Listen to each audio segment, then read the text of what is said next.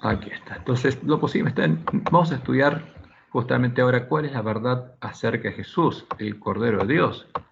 La verdad que fue echada por tierra cuando el hombre pecado, después de los 1260 años en los que Dios sostuvo a su iglesia en el desierto, logró echar por tierra el lugar santuario de Dios y la verdad.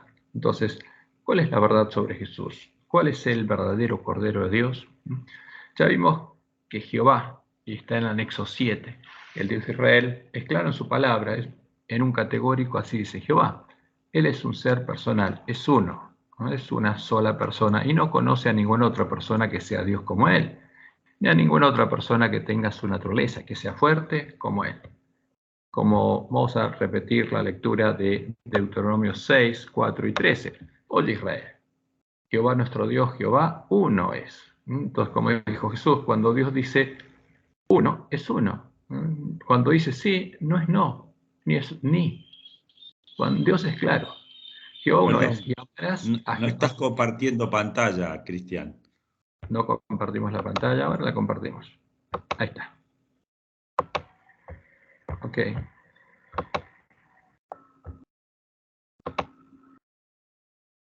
Ahí está, ahora creo que están viéndola.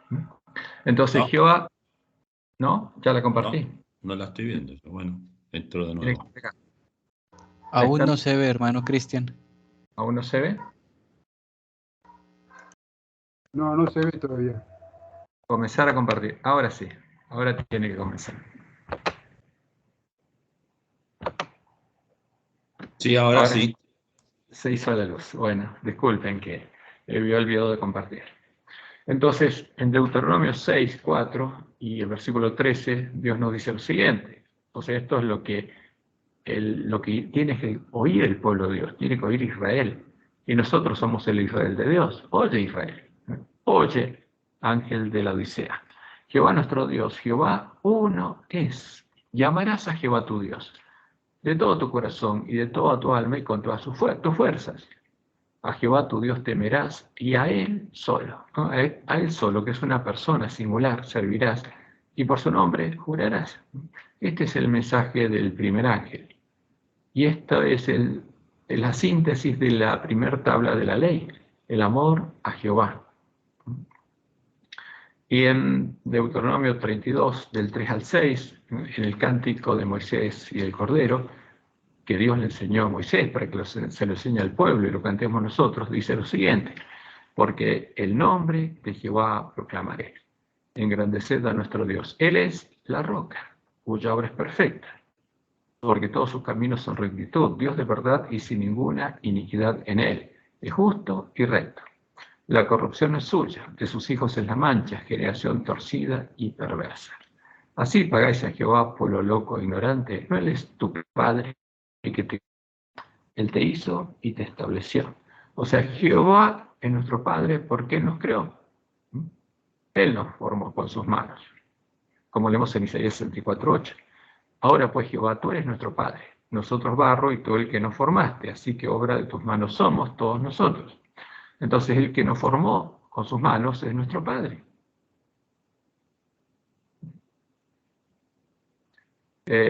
Y leemos en Deuteronomio 32, 11 y 12. Como el águila que excita su unidad, revolotea sobre sus pollos, extiende sus alas, los toma, los lleva sobre sus plumas, Jehová solo le guió, y con él no hubo Dios extraño. Entonces el problema es que se presenta con las falsas doctrinas, como la que creían nuestros pioneros, que habían dos personas, o la Trinidad, que dicen que hay tres personas que estuvieron en la creación. Es que Jehová dice que no, que Él es uno solo. Ahora, ¿quién nos formó? ¿Quién nos creó? Jehová no tuvo un agente, con sus propias manos nos formó. Entonces, acá tenemos que empezar a pensar, porque Pablo en 1 Corintios 10 dice que Cristo es la roca. ¿Qué está diciendo Pablo, un judío? Que Cristo es Jehová, el verdadero Jesús es Jehová. Y ahora vamos a ver cómo se entiende esto. Y en Deuteronomio 32, 39, Jehová vuelve a decir: ved ahora que yo soy, y no hay dioses conmigo. Ahora, si Jehová es nuestro Padre, ¿hay un Dios Hijo y un Dios Espíritu Santo con él? Jehová dice que no. Entonces nos pone frente a la disyuntiva de creer a Jehová o creer a los hombres, a las enseñanzas de los hombres. Creer aún así, dice Jehová, o creer a lo que dicen los hombres. Porque con Jehová no hay dioses. Eso quiere decir que Él no es parte de una Trinidad. Y que si Él es nuestro Padre, con Él no hay un Dios Hijo ni un Dios Espíritu Santo. Y en Isaías 44, 6 al 8, están las palabras que Jesús reclama ser las de Él. Así dice Jehová, Rey de Israel y su Redentor. O sea, porque Jehová, ¿quién es? El Rey de Israel y es el Redentor de Israel. Jehová de los ejércitos. Yo soy el primero y yo soy el postrero, y fuera de mí no hay Dios. Habla en primera persona singular y dice, yo soy el primero. Como Jesús lo va a decir en Apocalipsis, y yo soy el postrero, y fuera de mí no hay Dios. Yo soy el único Dios verdadero. Y termina diciendo en el versículo 8, no hay Dios sino yo, no hay fuerte, no conozco ninguno. Y Jehová es clarísimo. Con Él no había otro Dios, Él no es parte de una Trinidad. Y es una persona, Él no es una Trinidad, porque es una persona singular. Y con Él no hay otra persona que sea Dios. No hay Dios sino yo, no hay fuerte, no conozco ninguno. El Dios omnisapiente, omnisciente. No conoce a otra persona que sea como Él, que sea fuerte como Él, que tenga su naturaleza, ni que sea Dios como Él. Y esto es claro. Entonces, ¿qué quiere decir esto? Que tanto la doctrina de la Trinidad como lo que creían nuestros pioneros eran errores. Y en Isaías 45, el 20 al 25, nos dice, reunidos y venid, juntados todos los sobrevivientes entre las naciones, no tienen conocimiento aquellos que erigen el madero de su ídolo, porque sabía que en este tiempo a un madero lo estarían llamando Dios y Cristo. Y los que ruegan a un Dios que nos salva, porque un ídolo no puede salvar. ¿Puede salvar el Dios la Trinidad? No. ¿Puede salvar Baal? No. Proclamad y hacedlos acercarse y entren todos en consulta. ¿Quién hizo oír esto desde el principio? Y lo tiene dicho desde entonces, sino yo Jehová, y no hay más Dios que yo. O sea, yo soy una persona singular y no hay otra, dice. Dios justo y salvador, ningún otro fuera de mí. Por eso Jehová dice, mirad a mí y sed salvos todos los términos de la tierra, porque yo soy Dios y no hay más, no hay otro. Por mí mismo hice juramento, de mi boca salió palabra en justicia y no será revocada, que a mí se doblará toda rodilla y jurará toda lengua y se dirá de mí, ciertamente en Jehová está la justicia y la fuerza. A él vendrán, y todos los que contra él se enardecen serán avergonzados. En Jehová será justificada y se gloriará toda la descendencia de Israel. También el pueblo adventista, el remanente de Israel. Entonces, una doctrina que se aparta y contradice estos claros y categóricos, así dice Jehová, ¿puede ser verdadera? No, de ninguna manera. Es una falsa doctrina. Entonces, por eso Dios le mostró a Nehuay que tendríamos que buscar los claros, así dice Jehová, donde Dios define un tema. Y que los sabios de Roma y los lobos vestidos de ovejas ocultarían para enseñar una falsa doctrina. Pero la palabra de Dios es clara. Así dice Jehová a la ley y al testimonio, como Dios nos dice. Por eso Elena dice, pero Dios tendrá en la tierra un pueblo que sostendrá la Biblia y la Biblia sola. Entonces, ¿qué hizo ella con sus testimonios cuando se dio cuenta que el doctor Kellogg's los había usado para definir la doctrina de Jezabel? La instrucción de ella fue clara. Desautorizó el uso de sus testimonios para hacer doctrina, porque ella sabía que había palabras que se podían interpretar erróneamente. Entonces, por eso, ella dice, Dios tendrá en la tierra un pueblo que sostendrá la Biblia y la Biblia sola. Y termina diciendo, debemos cerciorarnos de si nos autoriza un categórico, así dice Jehová.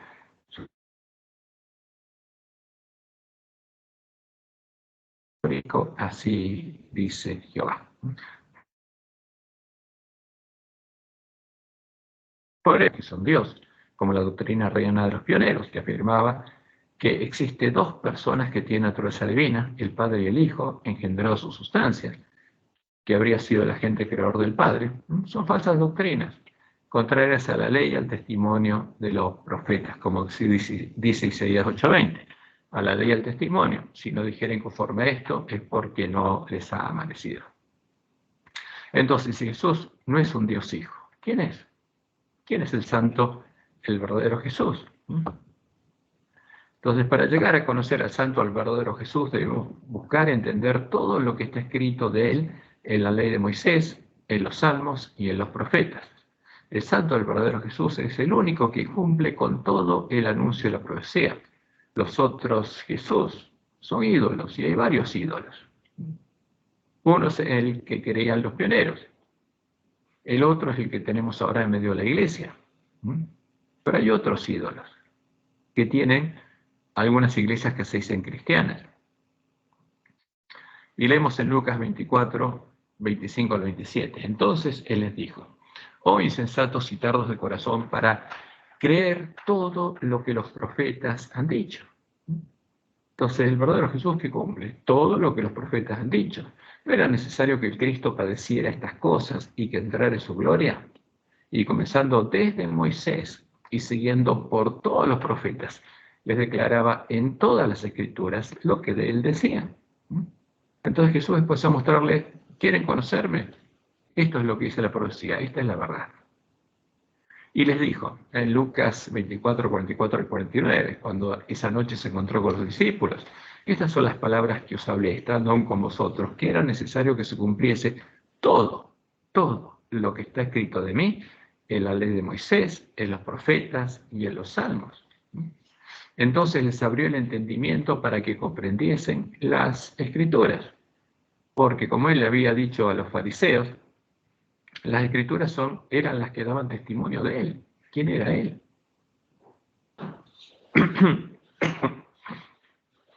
Y como leemos en Hechos 1, 3 al 5, a quienes también después de haber padecido se presentó vivo con muchas pruebas indubitables, apareciéndoseles durante 40 días y hablándoles acerca del reino de Dios. Entonces los discípulos no habían entendido. Él tuvo que abrirles el entendimiento para que comprendieran las escrituras y así poder sembrar la semilla del reino. Tenían que entender quién era él.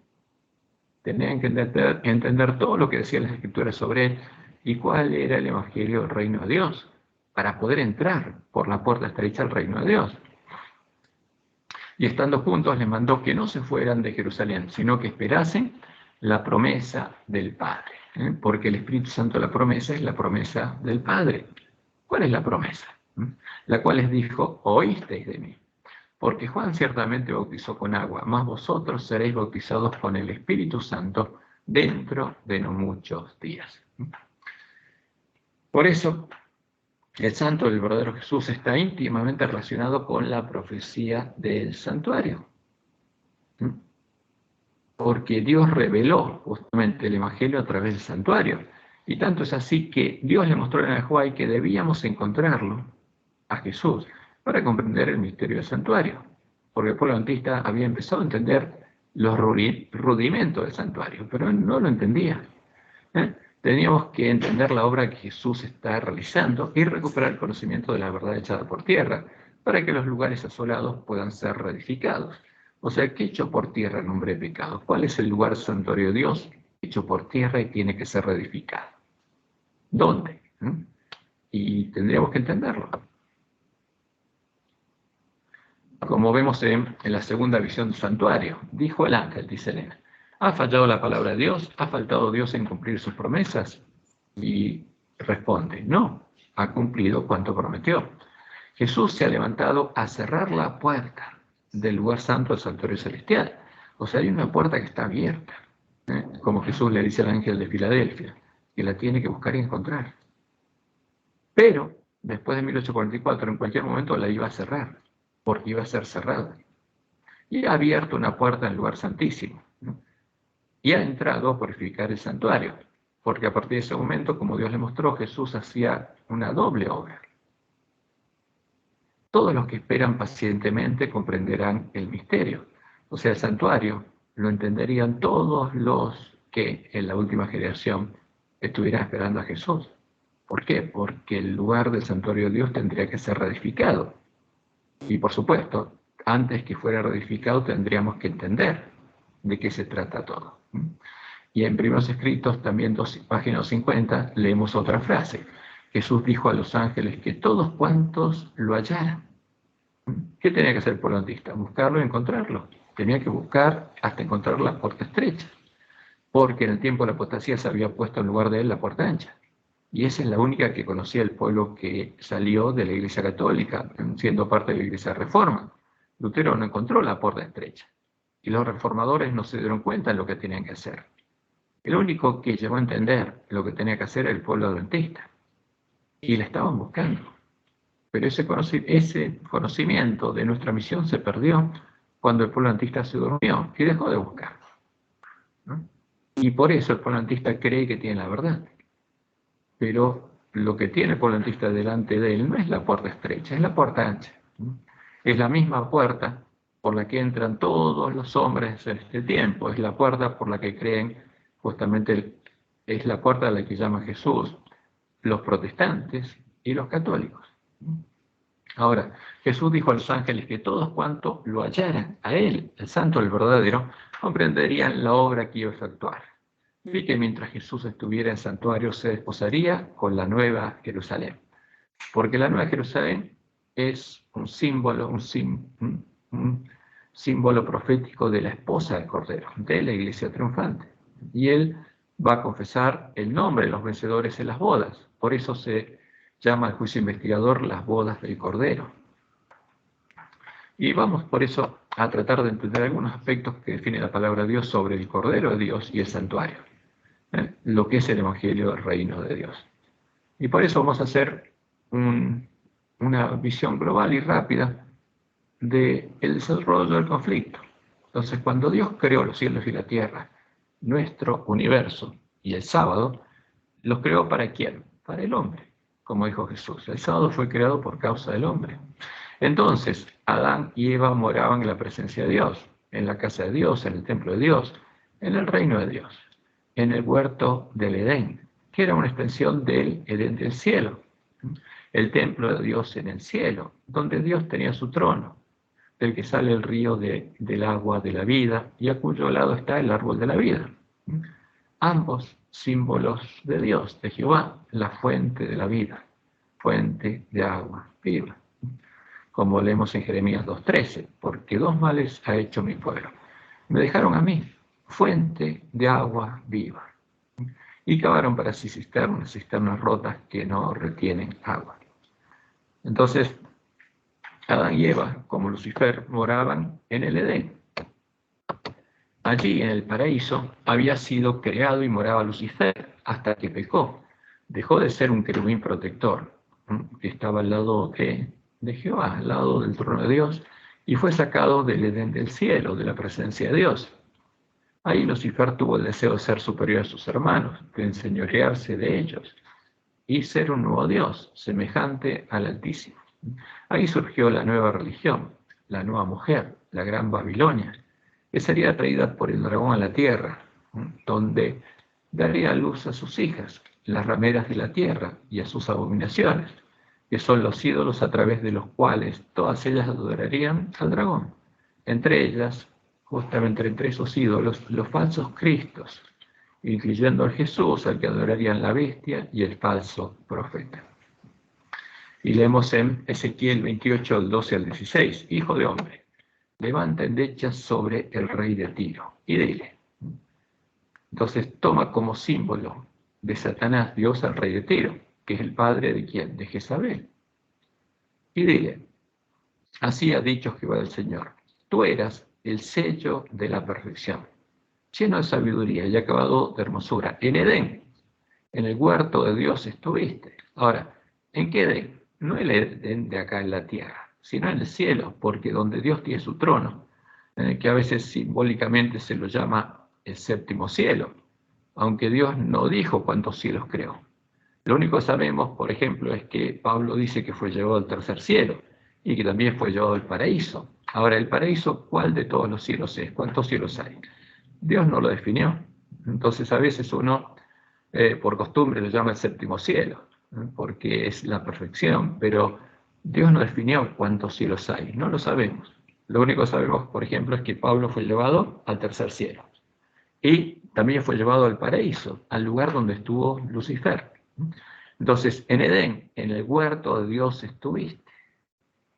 Pero eso no era la tierra no existía. Es un símbolo donde está el trono de Dios.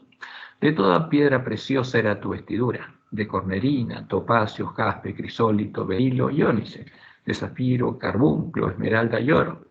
Los primores de tus tamboriles y flautas estuvieron preparados para ti en el día de tu creación. Entonces Dios le está hablando a quién, a un ser creado. Tú, querubín grande, y no es cualquier ser, era un querubín, de los que estaban al lado de Dios, como los 4 querubines que vio Juan en el Apocalipsis. Tú, querubín grande, protector, yo te puse en el santo monte de Dios. Entonces el Edén, ¿dónde estaba? En el santo monte de Dios. Es el reino de Dios, un símbolo del reino de Dios. Allí estuviste, en medio de las piedras de fuego te paseabas.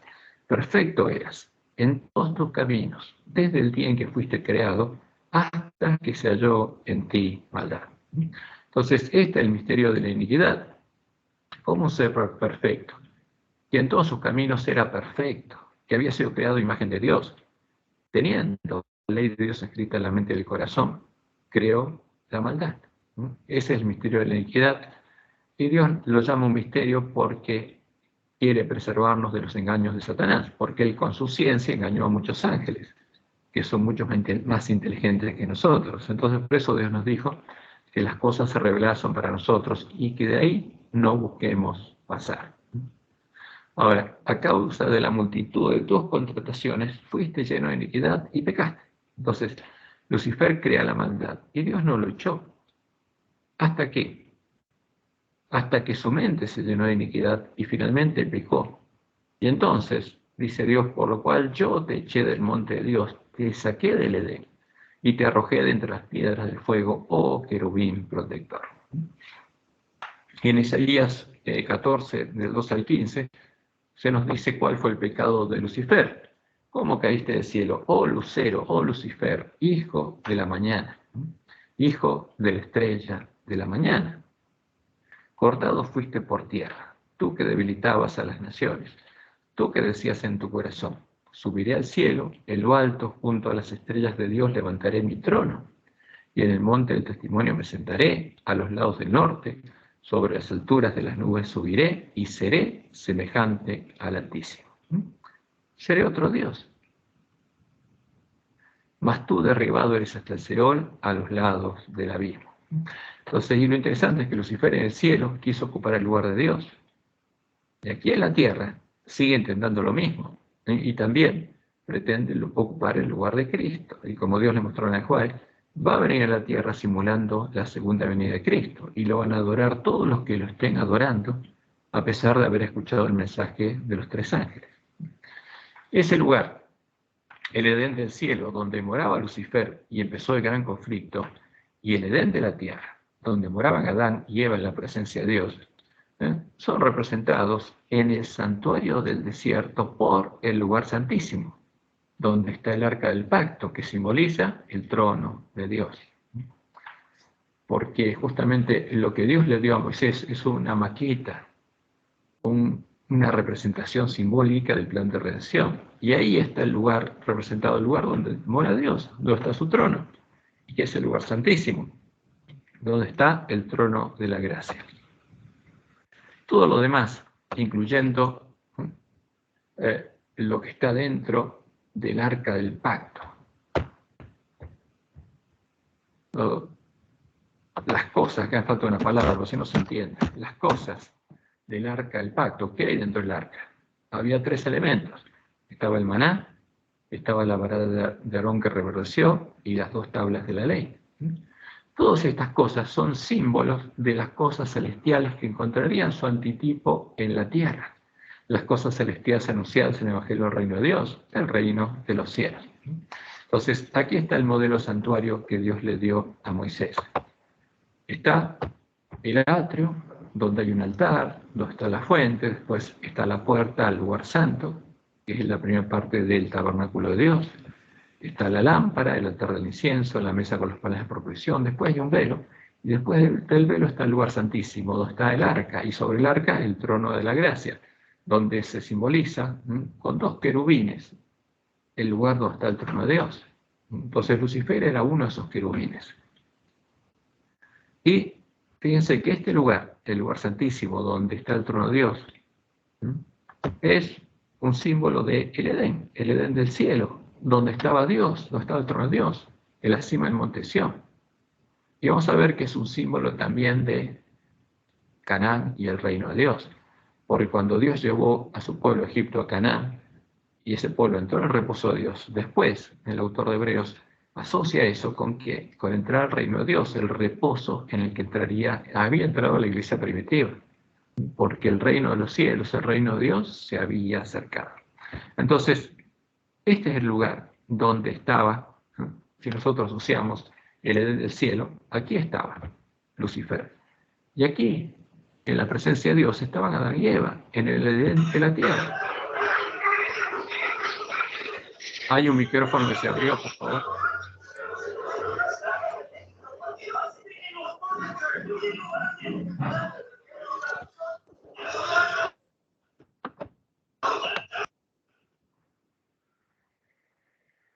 Bueno, no sé qué está pasando ahí, pero... Bueno, entonces fíjense, lo importante es que aquí este lugar es un símbolo del Edén, donde está el trono de Dios en el cielo y aquí en la tierra, porque ahí estaba la presencia de Dios, ahí estaba el árbol de la vida, ahí estaba el río del agua de la vida, y ahí estaban los hijos de Dios, y ahí moraba Dios con ellos. Entonces, toda la tierra y todo nuestro universo habían sido creados para el hombre, pero cuando Adán y Eva pecaron y llegaron a conocer la ciencia del bien y el mal, se convirtieron en esclavos del pecado y sometieron a toda la creación de Dios para el hombre a la esclavitud del pecado. En ese tiempo, justamente, ahí Satanás se había convertido en el príncipe de este mundo, porque lo que Adán y Eva tenían que cuidar, ahora se lo entregaron en las manos del príncipe de este mundo. Ellos mismos se entregaron como siervos del príncipe de este mundo. Entonces, como había hecho con Lucifer, Dios tuvo que sacarlos del huerto del Edén, de su reino, del lugar de su santuario, y dejarlos fuera del Edén, en el ahora reino del príncipe de este mundo, simbolizado por el atrio del santuario. Y a partir de ese momento, la puerta de la casa de Dios, la puerta del Edén, estaba cerrada para ellos. Entonces, ellos estaban aquí, en la presencia de Dios, pero fueron sacados fuera, porque ahora eran esclavos del pecado, estarían en el atrio, fuera de la casa de Dios. Y la puerta estaba cerrada, como leemos en Génesis 3, 23 al 24. Y lo sacó Jehová del huerto del Edén, al hombre, Adán y Eva, para que labrase la tierra de que fue tomado. Echó pues Jehová fuera al hombre, como a Lucifer en el cielo, y puso al oriente del huerto del Edén querubines y una espada encendida que se revolvía por todos lados para guardar el camino del árbol de la vida. Entonces, claramente le mostró a Adán y Eva que no podía entrar más. Había una puerta y estaba cerrada. Y ellos ahora estaban fuera de la casa de Dios y no podían volver a entrar. Estaban en el reino del príncipe de este mundo.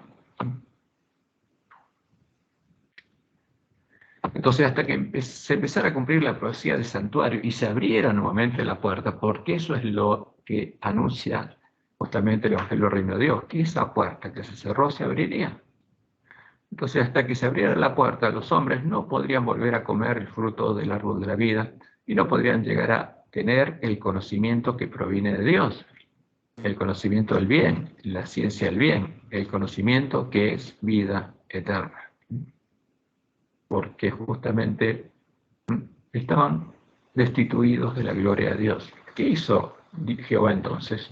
No dejó solo a sus hijos. A las puertas del Edén, Jehová edificó el primer altar, y actuando como padre sacerdote de familia, confesó los pecados de Adán y Eva sobre 2 corderitos, perdonando sus pecados, cargándolos sobre sus espaldas, cargándolos simbólicamente en su santuario, haciéndose responsable de pagar por ellos, y los sacrificó sobre el altar, porque esos fueron los 2 animalitos muertos. Luego Los vistió a Adán y Eva con las pieles de los dos corderitos, símbolos del manto de la justicia del Cordero de Dios, para que ellos empezaran a entender que el verdadero Cordero de Dios moriría cargando sus pecados para que ellos pudieran vivir en su lugar. Entonces,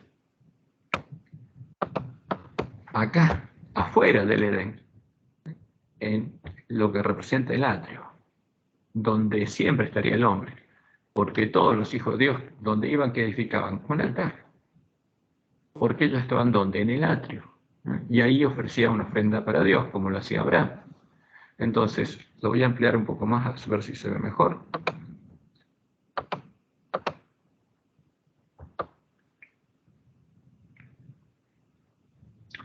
Entonces, aquí afuera es el lugar donde Dios, actuando como padre y sacerdote de familia, edificó el primer altar.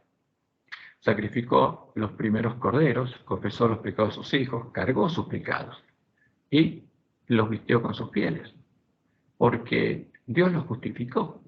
No pudo hacer que volviera a entrar a su casa, porque eso es lo que él hubiera deseado.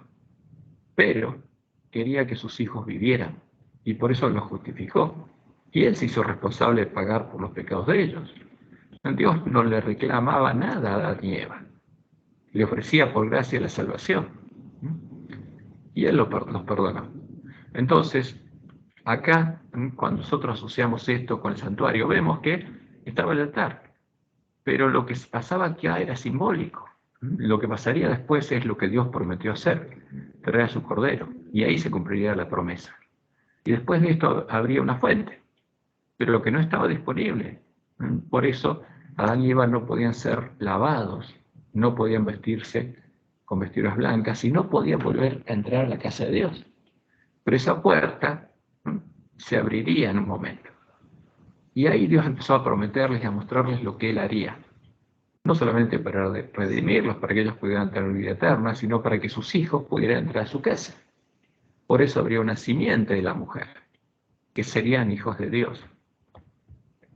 Entonces, como leemos en Génesis 3:21, y Jehová Dios hizo al hombre y a su mujer túnicas de pieles y los vistió. O sea, tuvieron que morir dos corderitos. Y Dios vistió a Adán y Eva con la piel del cordero, para que entendieran que vivían en el lugar de ese corderito, que era simbólico, pero vivirían en el lugar del verdadero Cordero de Dios. Y en Isaías, hablando de lo que pasa cuando un hijo de él iba, un pecador, entraba al santuario y frente al altar sacrificaba el corderito, poniendo su mano sobre la cabeza del corderito y confesando sus pecados. ¿Qué pasaba ahí cuando él lo perdonaba? Ese pecado no era pagado por el animalito, sino que Dios lo justificaba y se hacía cargo de pagar ese pecado, porque el pecador se iba justificado y Dios le prometía la salvación y la vida eterna. Pero, ¿qué pasaba? Ahora Dios tenía que pagar, porque Él cargaba los pecados de su pueblo. Gratuitamente, por gracia. No le exigía nada. Él se hacía responsable de pagar y cargaba sus pecados en su santuario. Transfería esa carga a su santuario, como dice en Isaías 43, del 23 al 25. Jehová le dice a su pueblo: no me trajiste a mí los animales de tus holocaustos, ni a mí me honraste con tus sacrificios. No te hice servir con ofrenda, ni te hice fatigar con incienso. No compraste, dice, para mí. O sea, cuando traes una ofrenda, no es para mí. ¿Sí? No es como pensaba Caín, que era una ofrenda para mí. Era para él, para que fuera perdonado. No compraste para mí caña aromática por dinero, ni me saciaste con la gracia de tus sacrificios. Pusiste sobre mí la carga de tus pecados como resultado de esa ceremonia que yo te perdono. Esos pecados los pones sobre mí. Cuando confesás los pecados en el Cordero, los pones sobre mí.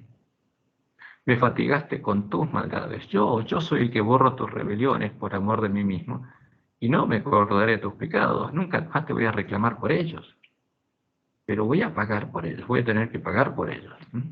Luego, Dios le enseñó a Adán y Eva y a sus hijos, a Caín y Abel, a hacer lo mismo, a seguir el camino de la gracia que Él les había mostrado, para ser justificados sus pecados conscientes y obtener la salvación y la vida eterna. porque por ese medio ellos elegían la salvación y daban testimonio que deseaban la salvación en la vida eterna y deseaban ser perdonados sus pecados. Como leemos en Hebreos 11:4, por la fe, Abel ofreció a Dios más excelente sacrificio que Caín, porque Abel entendía de qué se trataba. No era una ofrenda para Dios, sino que Dios lo iba a perdonar, por lo cual alcanzó testimonio de que era justo, o sea, Dios lo declaró justo. Dando Dios testimonio de sus ofrendas y muerto, aún habla por ellas. Ahora, ¿cuál era el propósito de Dios al justificarlos? Jehová quería rescatar del reino del pecado y la muerte a sus hijos, quería traer a las ovejas perdidas de vuelta a su casa, a su reino. Pero no podría hacerlo hasta que los redimiera, hasta que los comprara por precio, porque había alguien que los reclamaba. Por eso, mientras tanto, los estaba justificando, estaba cargando sus pecados, para, luego de redimirlos, luego de pagar el precio de su rescate, poder darles vida eterna. O sea, los que murieron antes que Jesús viniera y Dios los redimiera con la sangre, no los pudo hacer parte de su reino, no pudieron entrar por la puerta porque la puerta estaba cerrada. Pero sí, la promesa de la vida eterna es segura, y van a volver a vivir, y van a resucitar cuando Jesús venga a buscarnos. Entonces, por hacer esta obra y cargar los pecados perdonados a sus hijos, en el que conocemos como el juicio investigador, que se llevaría a cabo en el antitipo del día de la expiación, Jehová tendría que ser juzgado y pagar la deuda asumida. Entonces, fíjense lo interesante. Cuando David fue ante Dios y oró, como está registrado en Salmo 51, y Dios lo perdonó, ¿qué pasó hasta ese momento? Como David oró, él sabía que Dios iba a ser juzgado y él tendría que pagar en juicio. Y sabía que para que Dios lo pudiera justificar, él tenía que confesar sus pecados, tenía que estar arrepentido, tenía que cumplir con lo que dice la ley y la gracia. Y por eso fue justificado. Entonces, cuando llegue el tiempo del juicio de David y Jesús confiese el nombre de David, ¿quién tiene que pagar? Lo va a tener que pagar. El que perdona sus pecados porque ya los justificó. Ahora, él tiene la deuda por ese pecado y él tiene que pagar. ¿Y cómo va a pagar? Tiene que haberse manifestado su justicia. Entonces, Jehová tendría que ser juzgado y pagar la deuda asumida. Cuando nosotros vamos ante él y le pedimos perdón, tenemos que entender lo que él está ofreciendo a hacer. Entonces, para que el santuario pudiera ser purificado, los pecados perdonados a sus hijos, él tendría que pagar.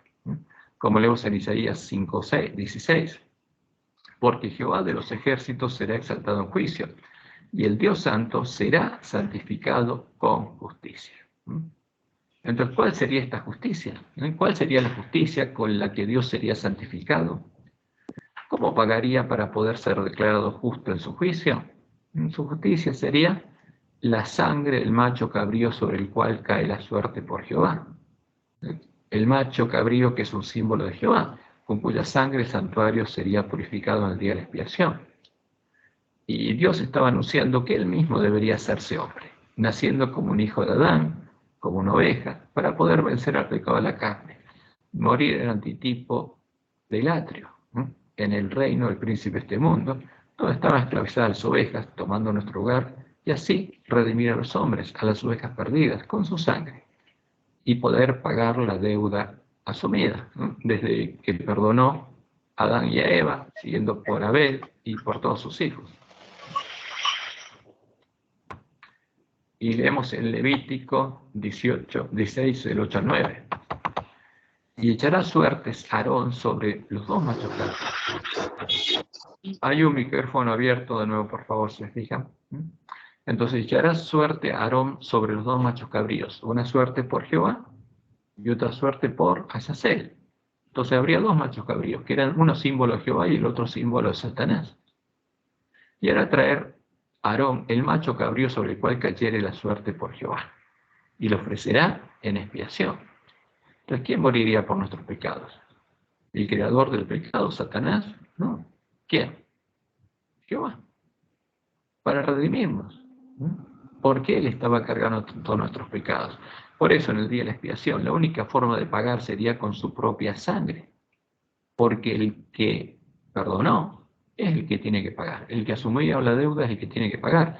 Y para eso Dios tendría que hacerse hombre, tendría que hacerse cordero, y tendría que vencer al pecado de la carne. Y cuando hubiera vencido el pecado de la carne, tendría que ofrecer su vida voluntariamente. Como leemos en Romanos 3, 24 al 26, siendo justificados gratuitamente por su gracia.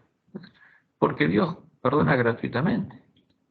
No perdona porque Cristo se pone entre nosotros y ofrece su sangre. No, Dios nos perdona gratuitamente. Lo otro es lo que enseña Roma.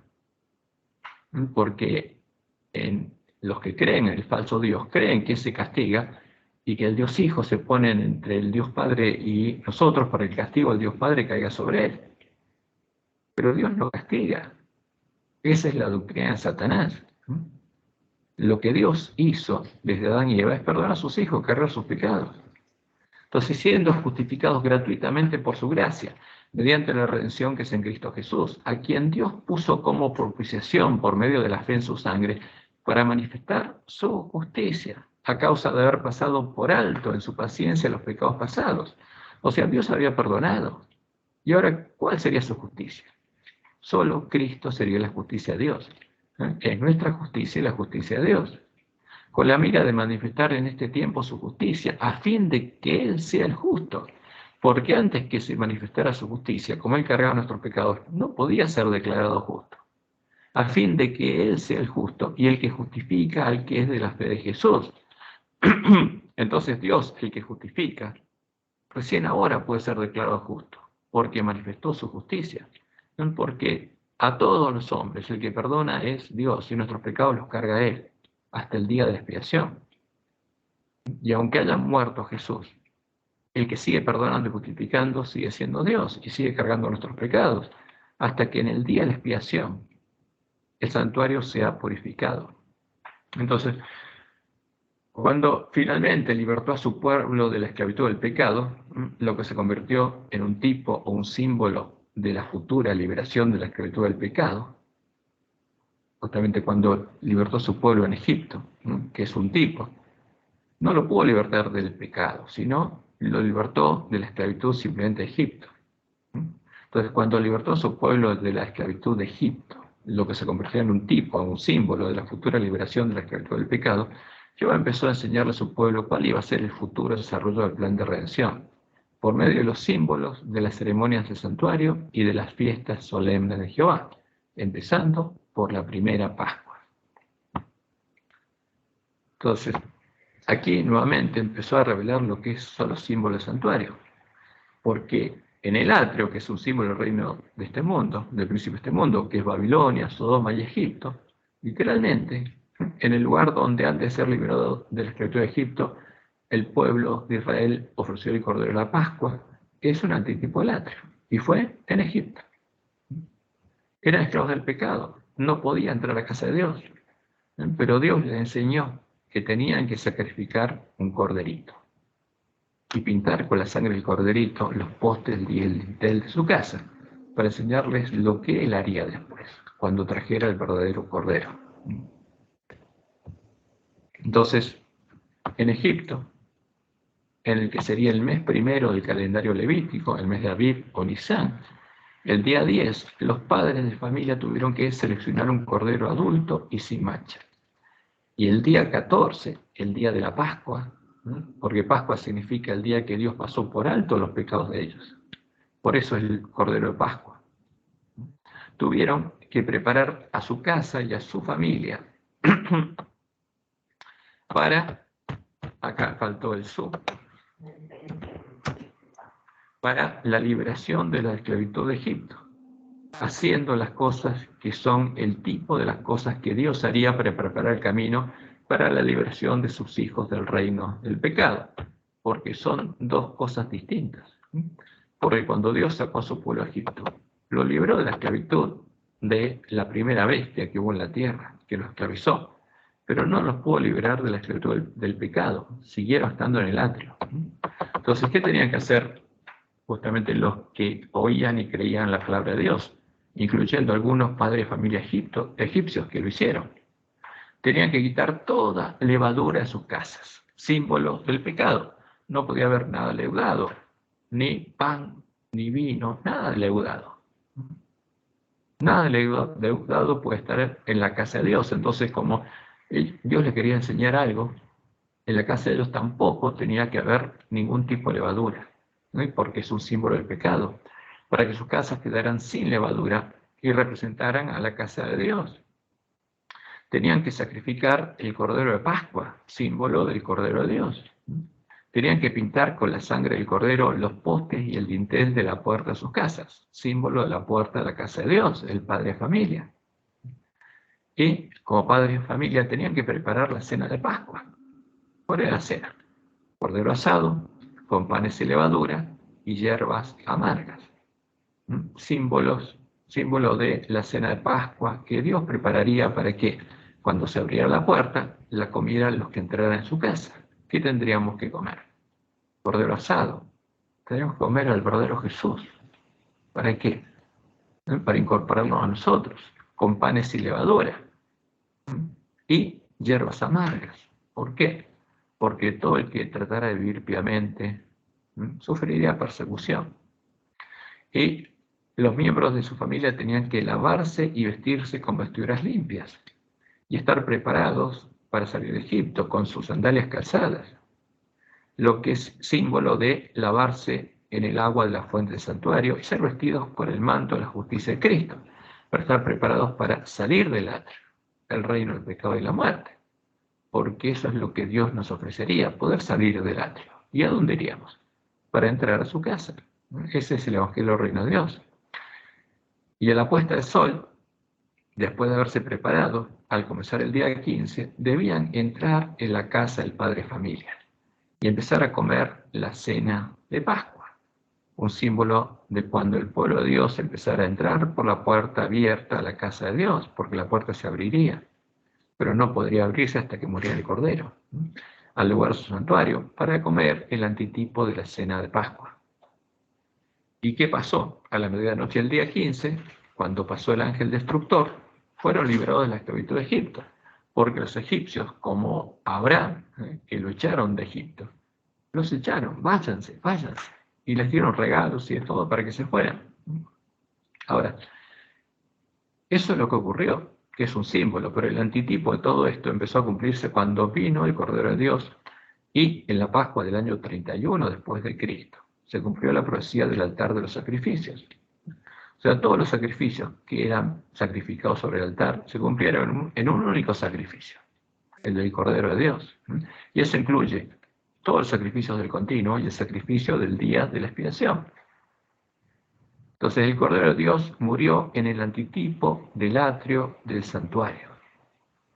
¿Dónde murió? En Jerusalén, pero fuera de Jerusalén, cumpliendo la profecía en el antitipo del atrio del santuario, en medio del reino del príncipe de este mundo, la gran ciudad que se llamaba Babilonia, Sodoma y Egipto.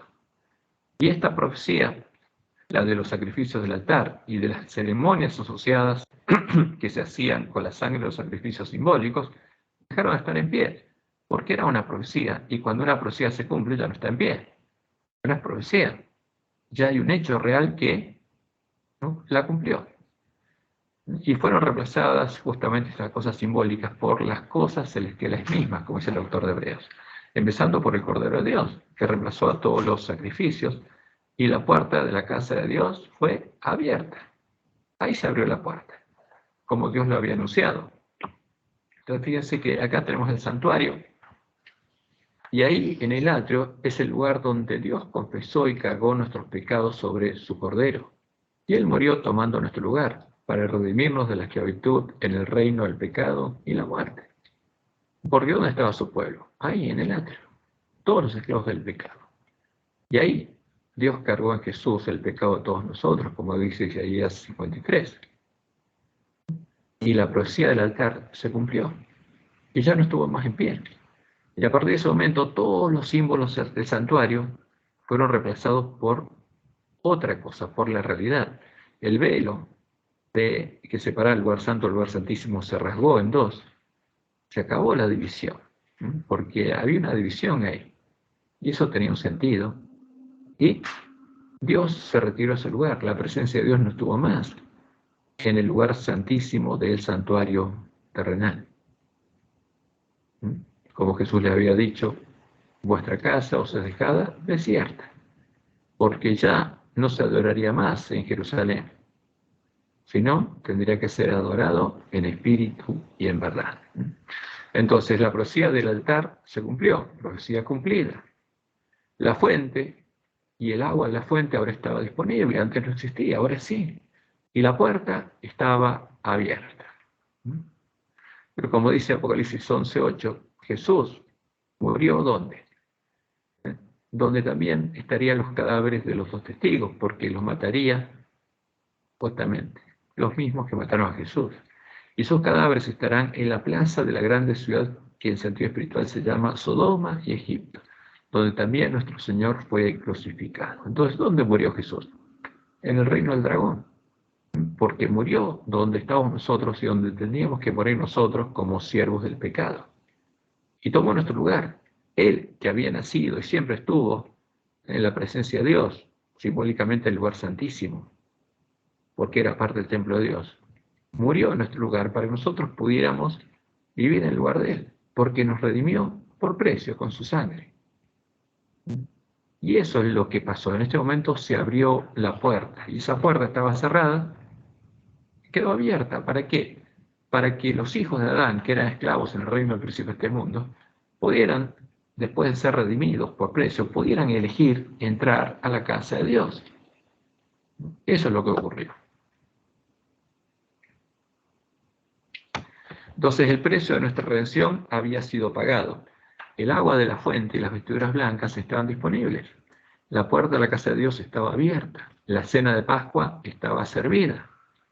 Y el que quería ahora tenía libertad para salir del atrio, salir de la gran ciudad que se llama Babilonia, Sodoma y Egipto, como vamos a tener que predicar en el fuerte pregón, salir del reino del pecado y la muerte y entrar por las puertas de la ciudad de Dios, entrar en la casa de Dios, entrar al templo de Dios, al lugar del que habían tenido que salir Adán y Eva, para nacer de Dios y empezar a andar con Dios en el camino de santidad, el camino angosto que lleva a la cima del monte de Sión. Entonces, ahí se manifestó, había un camino, como dice el autor de Hebreos, nuevo y vivo, que estaba abierto. ¿Y la puerta quién era? Jesús. Y el camino era Jesús.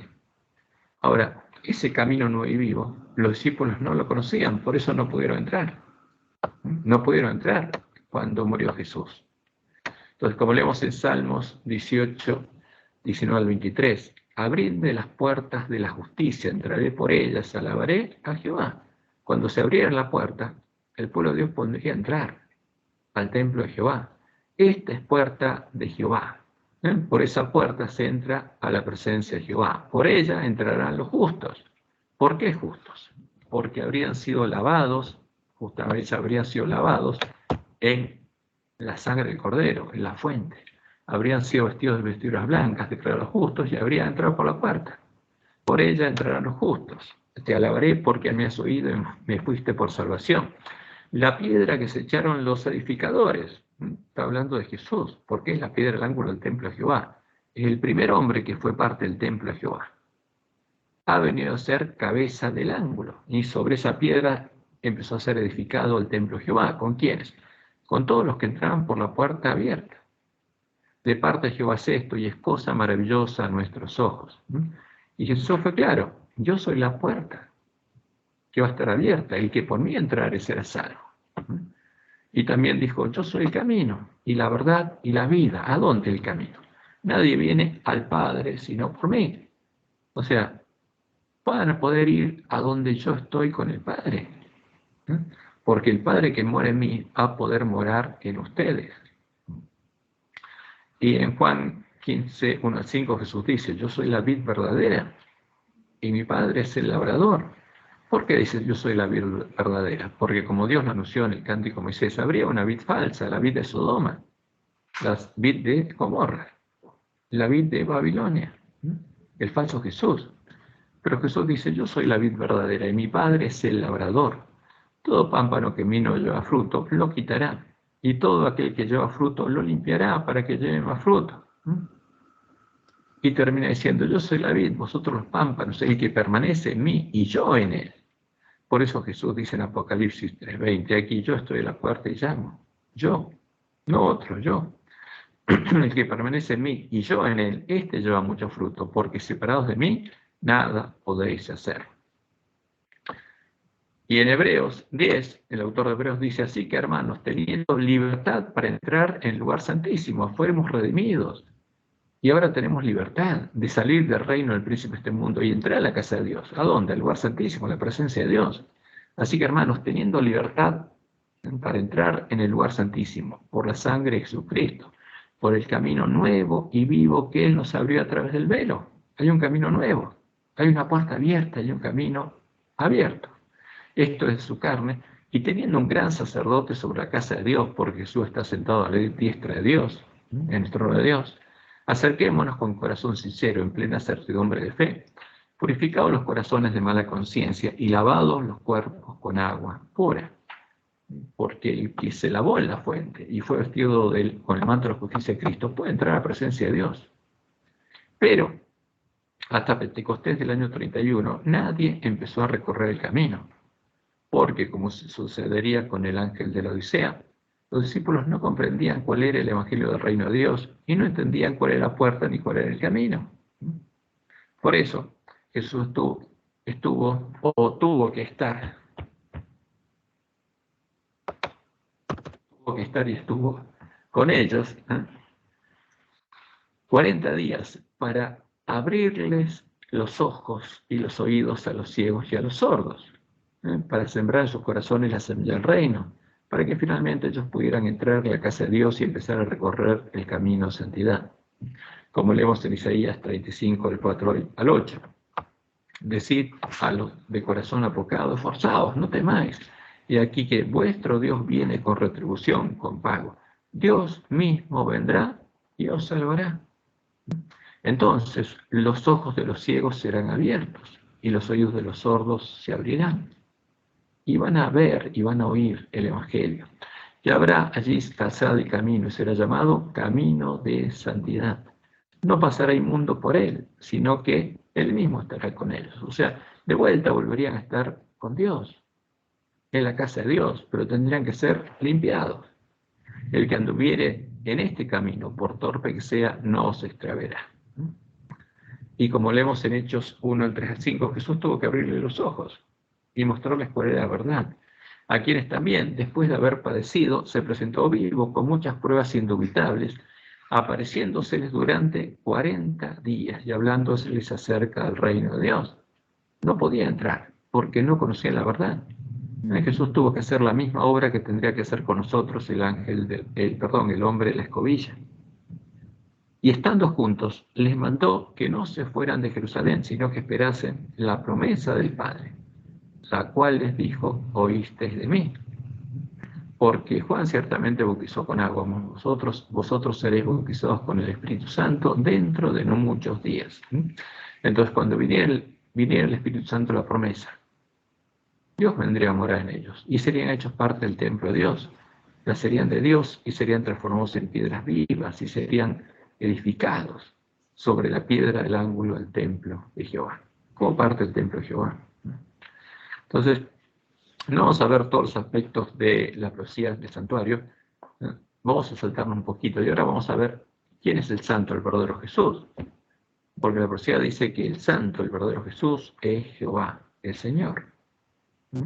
No es un hijo de Dios, es Dios mismo. Entonces el santo, el verdadero Jesús, no es un Dios hijo, ni es el verbo, el agente creador de otro Dios. Es Jehová el Señor, el único Dios verdadero, el Dios fuerte, el Padre eterno, el gran yo soy, la única persona que es Dios, hecho carne por amor a nosotros.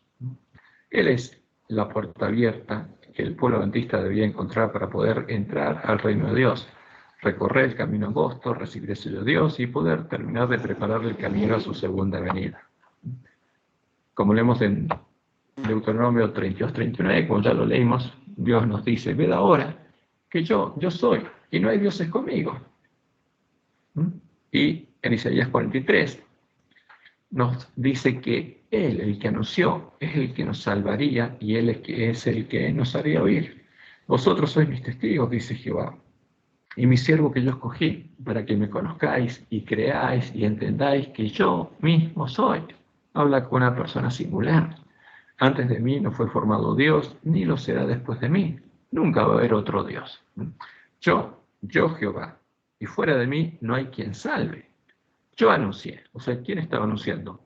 Acá está, esta es una así, dice Jehová. Jehová estaba anunciando. Dice, y salvé. ¿Quién salvó? Jehová. Le hice oír.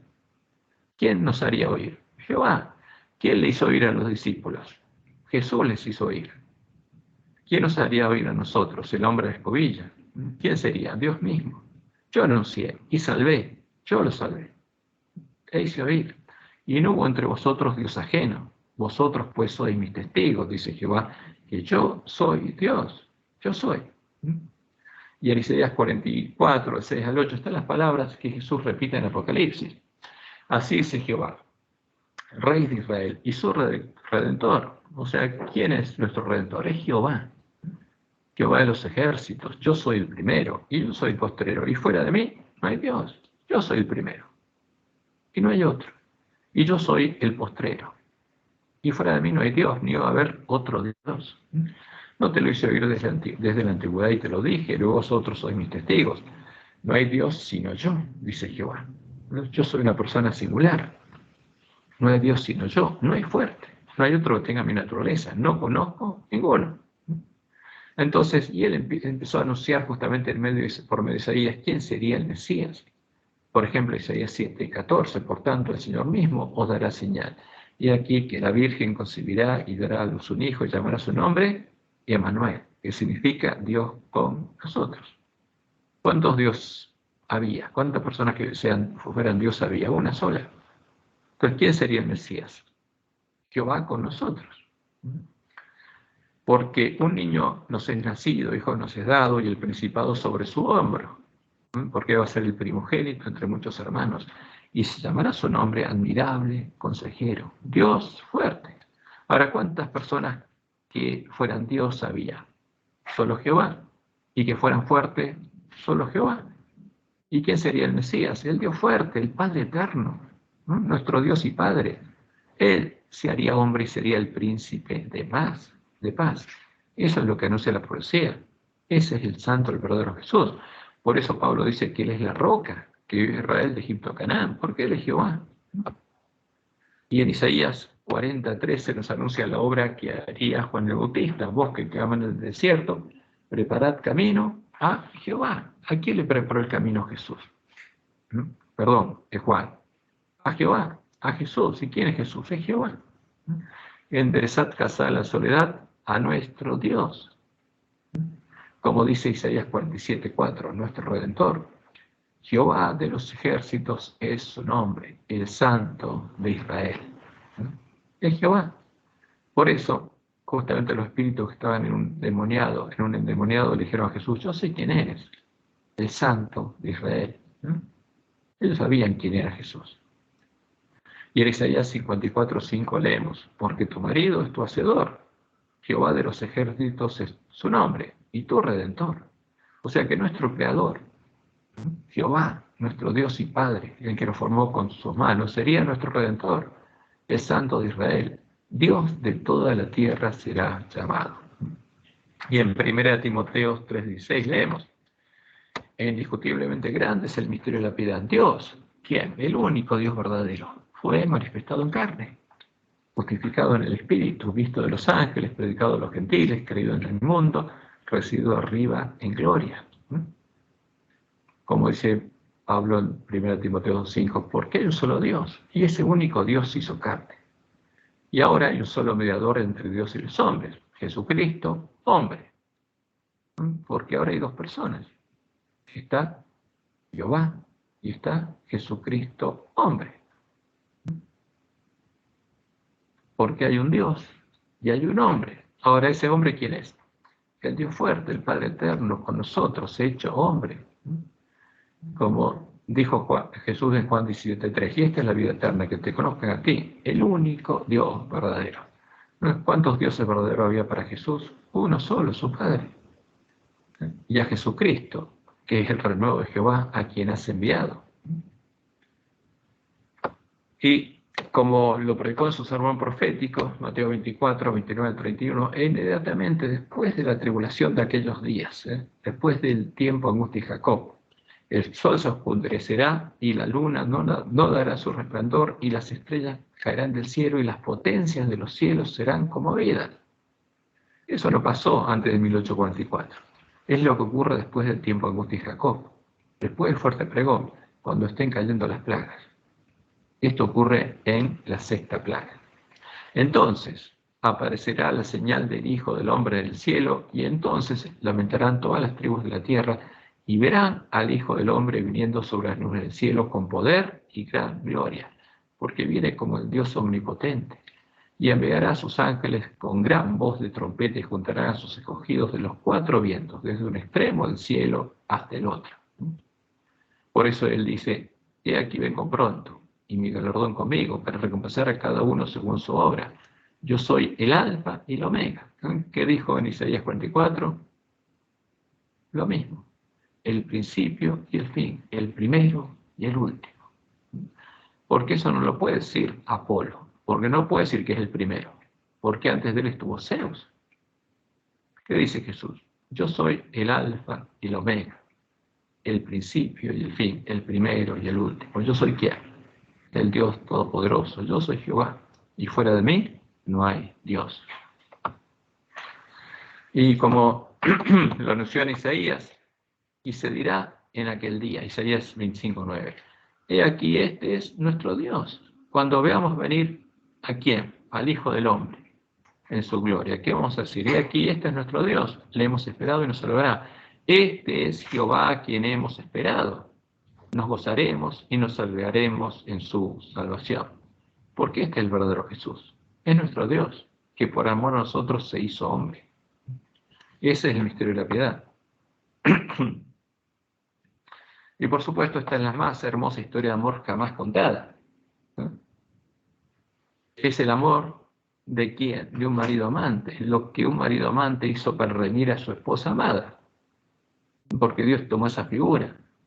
Dios se hizo hombre y se entregó a sí mismo por nosotros, como dice Pablo en Efesios 5, 25 al 27. Maridos, amad a vuestras mujeres, así como Cristo amó a la iglesia y se entregó a sí mismo por ella, para santificarla. ¿Para qué? Para santificarla, habiéndola purificado en el lavamiento del agua por la palabra, a fin de presentársela a sí mismo, una iglesia gloriosa, que no tuviese mancha ni arruga ni cosas semejantes, sino que fuese santa y sin mancha. ¿Cómo van a ser los 144.000 primicias? Ese es el objetivo de Dios, la redención de sus hijos. ¿No? Y se hizo hombre, y como hombre redimió a su esposa. Eso es lo que cuenta la palabra de Dios. Como le vemos en Isaías 62,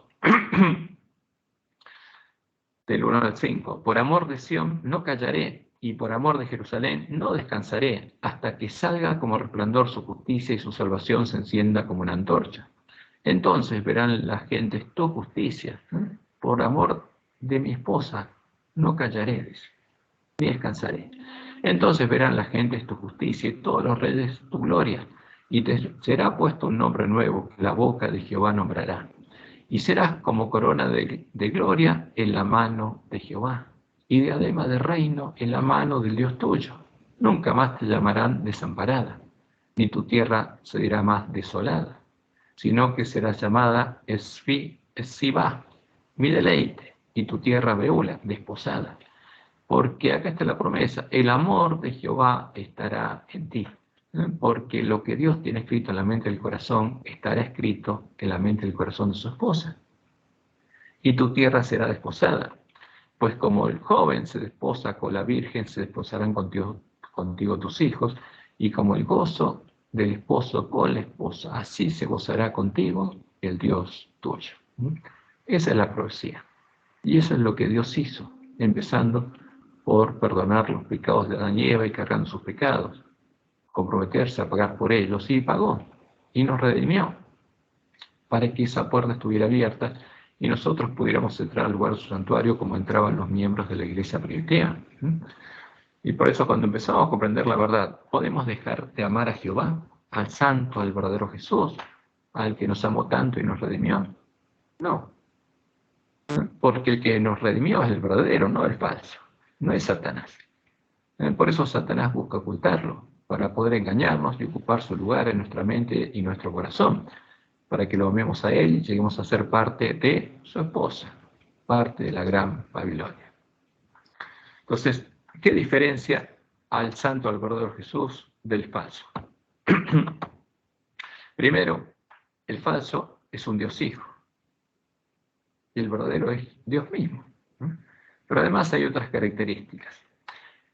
El capítulo 2 de Hebreos describe claramente al santo, al verdadero Jesús, a Jesucristo, hombre, el Mesías de la promesa, como lo entendieron Wagones y Jones en 1888. Y en Hebreos, capítulo 2, del 9 al 17, tenemos una clara descripción de Jesús. Pero vemos a aquel que fue hecho un poco menor que los ángeles. O sea, el Dios fuerte, el Padre eterno, el Creador, el Dios omnipotente, fue hecho menor que los ángeles. En su naturaleza se hizo menor. Se hizo hombre. No conservó su naturaleza divina. Se hizo verdaderamente hombre y menor que los ángeles. A Jesús, coronado de gloria y de honra a causa del padecimiento de la muerte. Porque fíjense que Dios es inmortal, no puede morir. Si conservaba su naturaleza divina, no podía morir. Pero si realmente fue hecho menor que los ángeles y murió, para que por la gracia de Dios gustase la muerte por todos.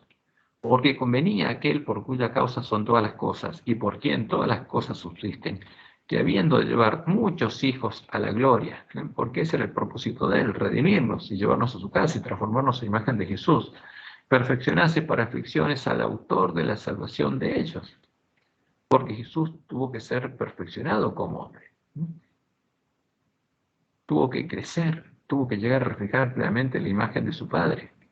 Porque el que santifique, los que son santificados de uno, son todos. Porque empieza diciendo, como se dieron cuenta Wagones y Jones, Jesús es hijo de Adán, como todos nosotros, es nuestro hermano. No tiene la carne de Adán antes del pecado. Es hijo de Adán después del pecado. Tiene la carne de Adán después del pecado, porque es hermano nuestro. Porque el que santifica y los que son santificados de uno son todos. Por lo cual no se avergüenza de llamarlos hermanos, porque se hizo hermano nuestro. Tomando nuestra carne, diciendo, anunciaré a mis hermanos tu nombre, en medio de la congregación te alabaré. Y otra vez, yo confiaré en él. O sea, como hombre tenía que confiar en Dios. Y de nuevo, y aquí yo y los hijos que Dios me dio. Porque él vino a vivir y a vencer, ¿para qué? Para ver linaje, para que Dios pudiera tener otros hijos como él, para que pudiera engendrarnos de nuevo y transformarnos a su imagen. Así que por cuanto los hijos participaron de carne y sangre, y acá el autor de Hebreos es específico, ¿qué tenemos nosotros? Carne y sangre, que heredamos a nuestros padres. ¿Y qué dice? Él también participó de lo mismo que de la misma carne y sangre. En cuanto a la carne y sangre, participó de la misma carne y sangre. Ese es el mensaje de 1888 Wagones y Jones, que rechazaron nuestros pioneros porque creían en la doctrina de Roma. Así que por cuanto los hijos participaron de carne y sangre, él también participó de lo mismo, de la misma carne y sangre, para destruir por medio de la muerte al que tenía el imperio de la muerte, esto es, el diablo, y librar a todos los que por temor de la muerte estaban toda la vida sujetos a servidumbre. Entonces, ¿para qué murió el reino del príncipe de este mundo? Para librarnos de la esclavitud, ahí nos redimió.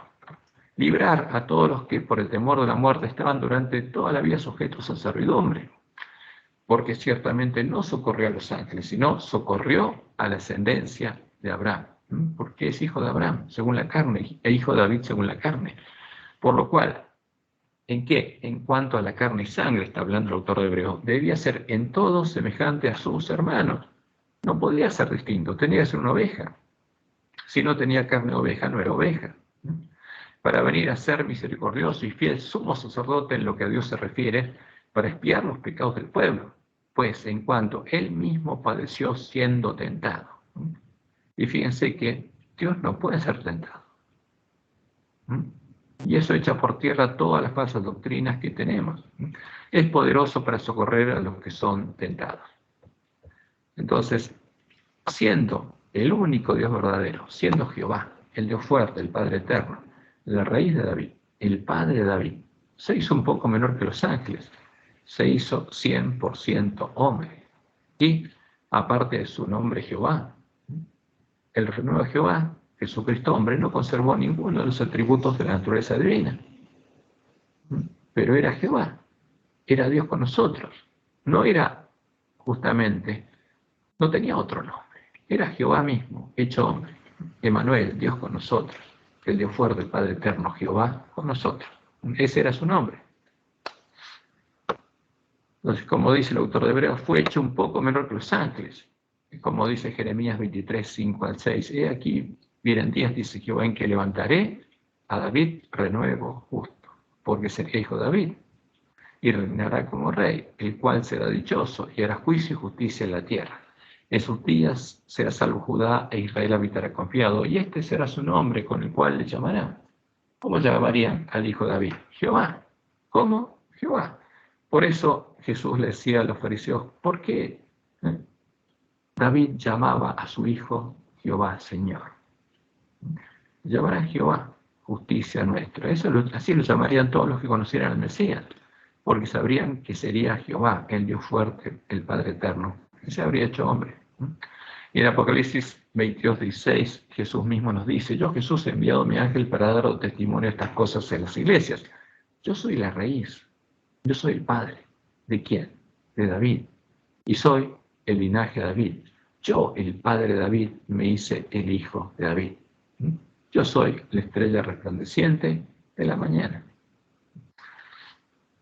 Entonces, y cuando se hizo hombre fue perfeccionado por Dios en medio de aflicciones, para que llegara a ser el autor de nuestra salvación y la piedra del ángulo de su templo, el templo que él edificaría con piedras vivas y sería el antitipo del templo de Jerusalén, el templo de piedra edificado por Zorobabel y Josué. Perfeccionarse por aflicciones al autor de la salvación de ellos, es el autor de Hebreos. ¿Y qué dice la profecía de Zacarías 3, del 8 al 9? Escucha ahora, pues ahora, Josué, somos sacerdote, tú y tus amigos que se sientan delante de ti, porque son varones simbólicos, los he tomado como símbolos. Ustedes están reedificando el templo de Jerusalén con piedras. He aquí, yo traigo a mi siervo el renuevo. ¿Por qué aquí? Aquella piedra que puse delante de Josué, porque Josué no sabía qué piedra poner con piedra el ángulo, y Dios le mostró cuál era la piedra que tenía que poner, la tenía frente a sus ojos. Pero ahora le dice, el antitipo a esta piedra es la piedra, la única piedra en la que hay 7 ojos, que son los 7 espíritus de Dios. ¿Cuál es la única piedra? ¿Cuál es la única roca que tiene 7 ojos? Dios mismo. Y aquí, yo lo voy a traer, o sea, está diciendo, yo me voy a hacer hombre. Y cuando sea hombre, yo grabaré su escultura, lo voy a perfeccionar, para que sea la piedra del ángulo de mi templo, dice Jehová de los ejércitos, y quitaré el pecado de la tierra en un día, o sea, cuando lo haya perfeccionado, cuando sea un cordero sin mancha, voy a cargar sobre él el pecado de todos ustedes. Como todos sus hermanos, Jesús, el verdadero Jesús, era hijo de Adán, era hijo del hombre, justamente, era el hijo del hombre de la promesa, el Mesías, el primogénito de la simiente de la mujer que vencería a la serpiente y a su simiente. Como leemos, el autor de Hebreos dice, porque el que santifique, los que son santificados de uno son todos, por lo cual no se avergüenza de llamarlos hermanos, diciendo, anunciaré a mis hermanos tu nombre, en medio de la congregación te alabaré. Y leemos en Génesis 3:15, y pondré enemistad entre ti y la mujer, y entre tu simiente y la simiente suya. Le dices Dios Jehová a la serpiente, esta, la simiente de la mujer, te herirá en la cabeza, te va a vencer, y tú le herirás en el calcañar. Y en Génesis 22:18, Dios le anuncia a Abraham que sería el Mesías, sería un hijo suyo. En tu simiente serán benditas todas las naciones de la tierra, por cuanto obedeciste mi voz. Y después le dice a David que sería un hijo de él.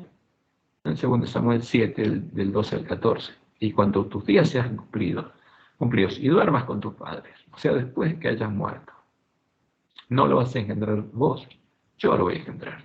Yo levantaré después de ti a uno de tu linaje, el cual procederá de tus entrañas, tendrá tu carne, y afirmaré su reino.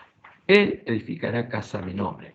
El Mesías es el que va a edificar el templo a Jehová, el verdadero templo, el antitipo del templo de Jerusalén. Y yo afirmaré para siempre el trono de su reino. Yo le seré el padre y él me será a mi hijo. O sea, tu hijo, el que tenga tu carne, va a ser el Mesías de la promesa. Yo le seré el padre, dice Jehová, y él me será a mí hijo. Yo lo voy a engendrar. Y como dice Salmo 22, 22, anunciaré tu nombre a mis hermanos. En medio de la congregación te alabaré. Esas serían las palabras del Mesías. Esas son las que cita el autor de Hebreo. Entonces, como hombre, nació de mujer y nacido bajo la ley, debía confiar en Jehová, su Dios. ¿Sí? Como hombre, tendría que confiar en Dios.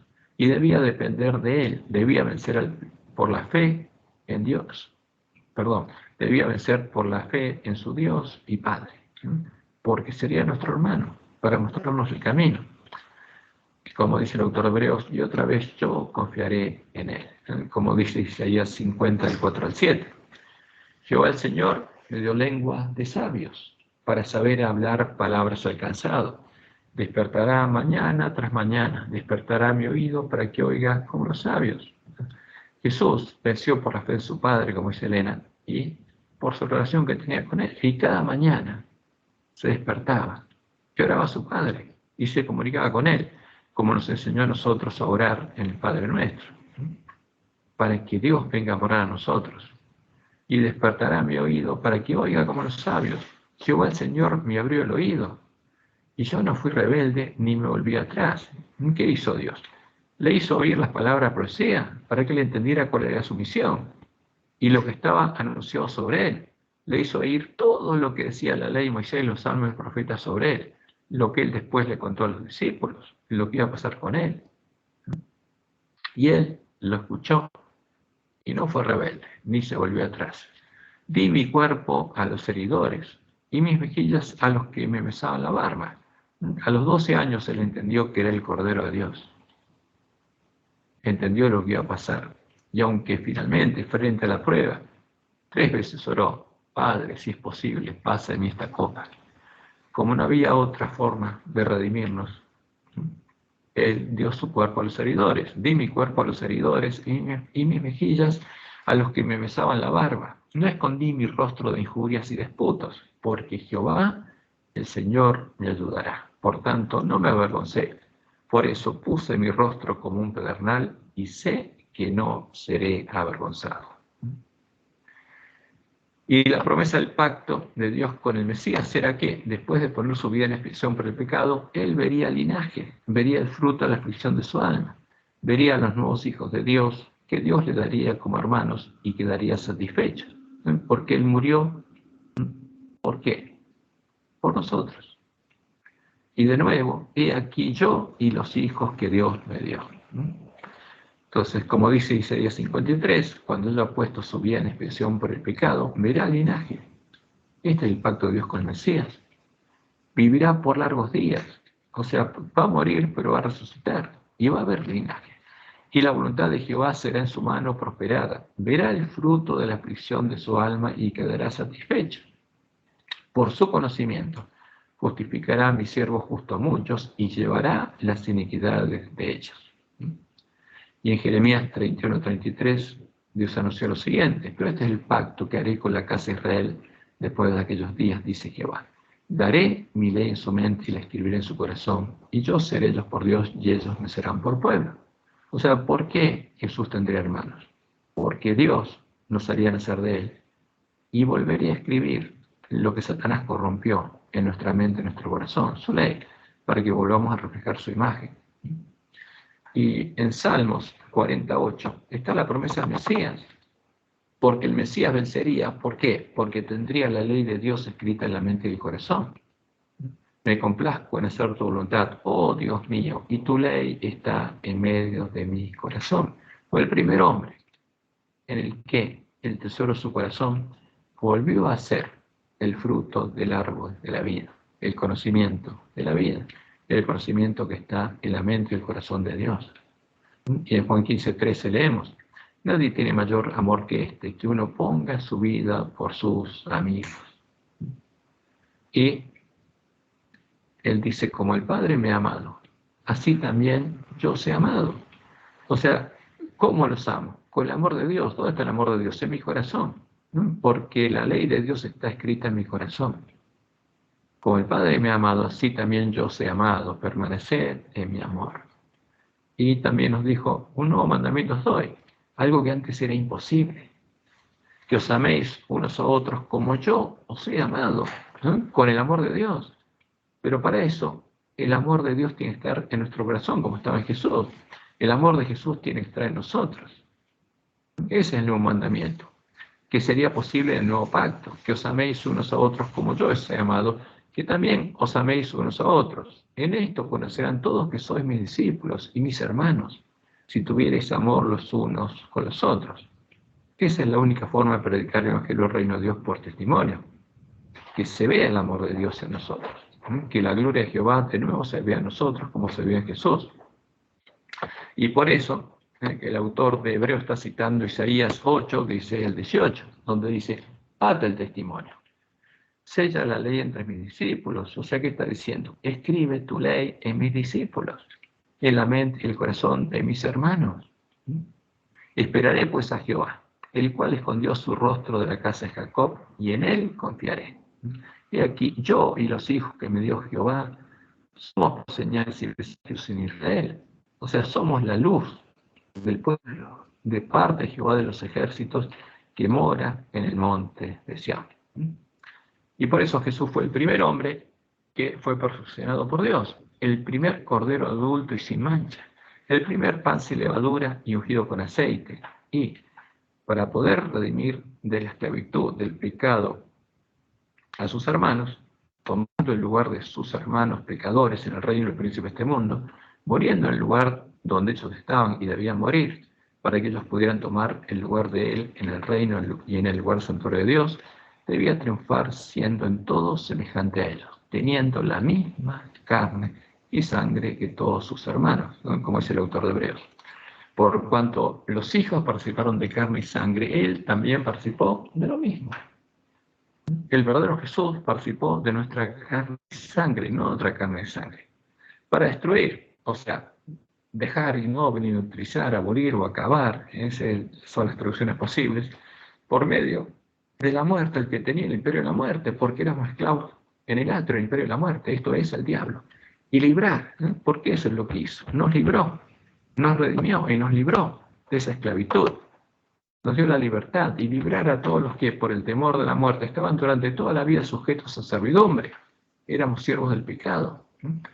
Por lo cual, para liberarnos, para ocupar nuestro lugar, debía ser en todo semejante a sus hermanos. Porque esa es la única forma de redimirnos. Si no hubiera sido como nosotros, no podríamos ser redimidos. Y nosotros no podríamos tomar el lugar de él. Porque debíamos ser en todo semejantes a él para poder tomar el lugar de él. Como dice Pablo en Romanos 1:3, acerca de su Hijo, nuestro Señor Jesucristo, que era del linaje de David según la carne. Tenía nuestra carne. Y ese es el verdadero Jesús. Por eso, además, puede ser nuestro sacerdote y sumo sacerdote en el nuevo lugar santuario de Dios, en el santuario del nuevo pacto, del cual los primeros 144.000 vencedores del pueblo de Dios, las primicias de la esposa del Cordero, van a ser hechos columnas. No estás corriendo la pantalla. Se te trabó, ya la corrí. ¿Se actualizó o no? Está en la página 13. Ahora estoy en la página 14. No, acá No estamos. Yo estoy en la 13. ¿En la 13? Bueno, entonces voy a hacer lo siguiente. Voy a compartir de nuevo. Lo corto y lo comparto de nuevo. Vamos a hacer eso. Paro acá, dejar de compartir. Y ahora compartimos de vuelta.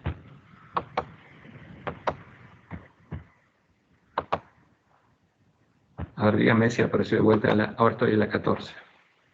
No, Ahora está. Por eso, además, justamente, ¿no?, debía ser en todo semejante a sus hermanos, para venir a ser misericordioso y fiel sumo sacerdote en lo que a Dios se refiere, para expiar los pecados del pueblo. No podía expiar nuestros pecados si no era un cordero igual a nosotros, pues en cuanto él mismo padeció siendo tentado, es poderoso para socorrer a los que son tentados. Pero fíjense que Dios no puede ser tentado por el mal, pero él era en todo semejante a nosotros. Había una única diferencia de la que se dieron cuenta Wagons y Jones. La diferencia estaba en lo que tenía escrito en la mente y el corazón, tenía la ley de Dios. En cuanto al cuerpo, era igual a nosotros, pero tenía otro tesoro en la mente y el corazón. Entonces leemos Isaías 53, 1 y 2. ¿Quién ha creído a nuestro anuncio? ¿Y sobre quién se ha manifestado el brazo de Jehová? Subirá cual renuevo delante de él, es el renuevo de Jehová, y como rey de tierra seca, pero sería como nosotros. No hay parecer en él y hermosura. Ahora, ¿era hermoso como Adán y Eva? No. ¿Tenía la carne de Adán antes de la caída? No. ¿Qué tenía? Era como todos sus hermanos. Y además, no era un ejemplar hermoso de hombre. Porque Dios quería eso, que no hubiera nada para que nos atraiga lo físico. No hay parecer en él, ni hermosura. Le veremos, mas sin atractivo para que le deseemos. Esa es la profecía. ¿Cómo sería? Un judío común, sin atractivo físico. No tenía la carne de Adán y otra carne, sería nuestra carne. Y sin la belleza con la que Dios creó el hombre. Y no es como se lo pinta en los cuadros que pinta el ídolo de Roma, que son las imágenes de Apolo. Y en Zacarías 6, de 2 a 13 leemos: y le hablarás diciendo, así ha hablado Jehová de los ejércitos, diciendo, y aquí el varón cuyo nombre es el renuevo, el cual brotará de sus raíces y edificará el templo de Jehová. Él vencería, y sería un varón. Él edificará el templo de Jehová, y él llevará gloria y se sentará y dominará en su trono, y habrá sacerdote a su lado, y consejo de paz habrá entre ambos. Entonces, cuando venciera, podía ser nuestro sacerdote y sentaría a la diestra de Dios, y el consejo de paz se realizaría, el continuo se realizaría entre él y su padre. Él sería nuestro sacerdote y sumo sacerdote. Como dice Isaías 4:2, en aquel tiempo el renuevo de Jehová, ese en el que no hay parecer ni hermosura, será para hermosura y gloria. ¿Por qué? Porque la verdadera gloria y hermosura sería su carácter. Y el fruto de la tierra, sus hermanos también, para grandeza y honra a los sobrevivientes de Israel, a los que tengan su nombre escrito en el libro de la vida. Y como leemos en Hebreos 5, el 7 al 10, y Cristo en los días de su carne, y lágrimas al que lo podía librar de la muerte, fue oído a causa de su temor reverente. Y aunque era hijo, por lo que padeció, aprendió la obediencia, porque tenía que obedecer a Dios por la fe. Como Abraham obedeció, él tenía que obedecer a lo que decía la palabra de Dios que tenía que hacer el Mesías. Y obedeció, y habiendo sido perfeccionado, vino a ser autor de eterna salvación para todos los que le obedecen. Porque nosotros, si tenemos también fe, también tenemos que obedecer como él. Y fue declarado por Dios sumo sacerdote según el orden de Melquisedec. Y esa es la obra. La profecía decía que serías declarado sacerdote según el orden de Melquisedec. ¿Por qué? Porque tenía que llevar adelante el continuo. Pero la obra de Jesús es la obra sacerdotal y la sumo sacerdotal. Y ese es el verdadero Jesús. Ahora, y es muy claro, es muy fácil distinguirlo del falso Jesús, del anticristo. Contrariamente al santo, al verdadero Jesús, el falso Jesús, el anticristo, el ídolo creado en el tiempo de la apostasía con cosas sacrificadas a los ídolos, detrás de cuya imagen se esconde Satanás. Primero, aparte de no ser Jehová, el único Dios verdadero, sino un falso Dios hijo que no existe, también no vino en nuestra carne y no es nuestro hermano en la carne, no es una verdadera oveja. Tenía naturaleza de Adán antes de la caída, dicen nuestros teólogos. No tenía nuestra carne, tenía otra carne con otra naturaleza. ¿Por qué? Porque comiendo y bebiendo a la mesa de los borrachos, defiende la doctrina de Jezabel que dice que nosotros le heredamos pecado en nuestra carne. Y están equivocados. Y de ese modo creen en el anticristo. Porque el anticristo no vino a nuestra carne y no es nuestro hermano en la carne, no es una verdadera oveja. Y leemos en 1 Juan 4, 1 al 3. Amados, no creáis a todo espíritu, sino probad a los espíritus si son de Dios, porque muchos falsos profetas han salido por el mundo. En esto conoced el Espíritu de Dios. Todo espíritu que confiesa que Jesucristo ha venido en carne es de Dios. Y todo espíritu que no confiesa que Jesucristo ha venido en carne, en nuestra carne, no es de Dios. Y este es el espíritu del anticristo, el cual vosotros habéis oído que viene y que ahora ya está en el mundo. Entonces, si un Jesús no vino a nuestra carne, no cumple con el que es el autor de Hebreos, no es el verdadero. No participó de nuestra carne y sangre, no es el verdadero Jesús. No es una oveja. Es un ídolo. Pero no es la única característica. Porque además Roma y nuestros teólogos sostienen que teniendo naturaleza divina, siendo al mismo tiempo 100% Dios y 100% hombre, porque dicen que Jesús hizo milagros, usó su poder divino, etc. Entonces, ¿qué pasaba? ¿Qué pasa con esto? Que es un dogma de Roma que fue introducido en nuestra iglesia.